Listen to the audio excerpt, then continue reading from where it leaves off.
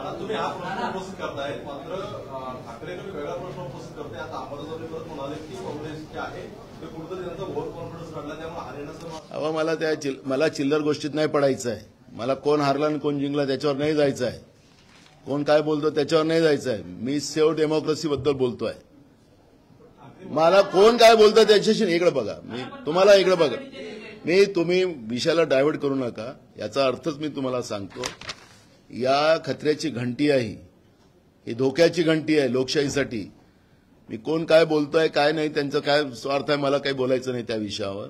त्याचं वेगळं उत्तर आम्ही देऊ. मी या प्रश्नावर अडून याच्यासाठी बसलेलो की ही जी तफावत आहे, असं काय चमत्कार झाला की 76 लाख मतं काही मिनिटात पडून हे एवढे मतांचं मताधिक्य कसं वाढवू शकतं? माझा प्रश्न तो आहे.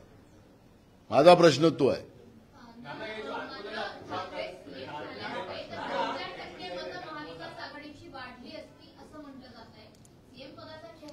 अरे मला तो जाऊ द्या हो.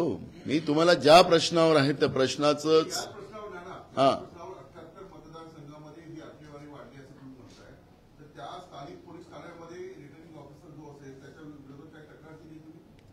मला एक बघा. मी निवडणूक आयोगाने दिलेली आकडेवारी ही माझी जबाबदारी असं मी म्हणत नाही. ही जबाबदारी माझ्या चौथा स्तंभाची पण आहे.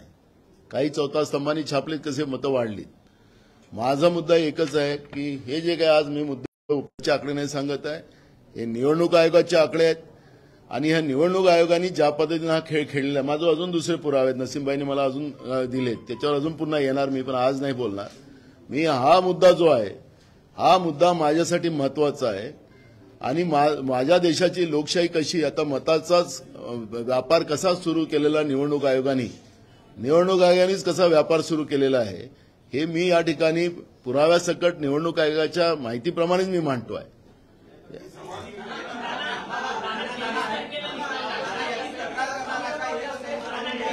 आता निवडणूक आयोगाला आम्ही सगळे प्रश्न त्यांना पाठवणार. आता लेखित निवडणूक आयोगाला आम्ही माहिती मागवणार. कुठे व्हिडिओ तुमच्याजवळ आहेत, त्याला कमीत कमी 2.5-3 किलोमीटरची लाईन असेल. एक ऐका, हे जे मतदान वाढलेलं आहे याला 2.5-3 किलोमीटरची लाईन असेल.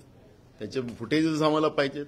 पुढे लाईनीला लागले होते लोक मतदानासाठी, ते तर मागण्याचा अधिकार आहे. त्याच्याजवळ ते व्हिडिओ फुटेज काढायचे त्यांचे अधिकार होते पारदर्शक निवडणुकीसाठी. त्यांनी कुठं काढलेले आहेत काय त्याची माहिती आम्ही सगळी मागू. नाही तर मग काय करायचं, तर मग त्याला वेगळी करून आम्ही सांगितलं दोन्ही गोष्टी की न्यायालयीन लढाई लढू आणि रस्त्यावरची लढाई लढू.